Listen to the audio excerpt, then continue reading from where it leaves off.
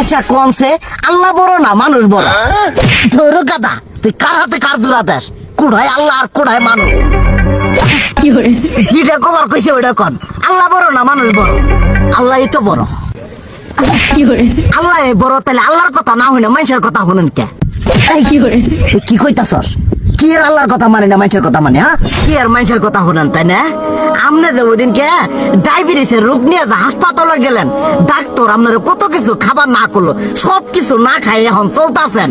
তাহলে আল্লাহ যে আপনারা কইছে যে হারাম খাবার না, সুদ খাবার না, কই আপনি তো কাম কাজ বাদ দিয়ে এলাকার আমাদের টাকা পয়সা না গায়ে খালি ওইলে দিয়েই খান, নিজেরা টেও হালাল ভাবে কামাই করেন না, ওই সুদ তো না কয়টা টিয়া করে লাভ আহে ওইলে দিয়ে দিয়ে চলেন আর পেটা বড় বানাইছেন।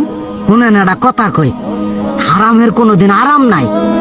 হালাল পথে রুজি রোজগার করেন, প্রয়োজনে এড়া বেলা কম খায়েন, তাও শরীর পিণ্ডও ভালো থাকবো, কোনো রোগ বেদও হবো না, আরামও পাবেন, আল্লাহও খুশি থাকবো। তুই আমার এইভাবে বুঝাবি আগে কইলি না কে? আসলে এই বিষয়টা তো আমি কখনো মাথায় এইভাবে নিইনি যে আমাদের কখনো ডাক্তার নিষেধ করলে ঠিকই আমরা নিষেধ মানি, কিন্তু উপর আল্লাহ যে কত কিছু নিষেধ করে দিয়ে সেটা মানি না। আর এই যে হারাম পথে টিয়া পয়সা কামাই করতেছেন, শরীরের মধ্যে দুনিয়া রোগ বেত হয়েছে, দেখা যাইতেছে যা টিয়া হারাম পথে কামাই করতেছেন তার তো বেশি টিয়া মনে করেন জ্বলে যাইতেছে গা বেশি।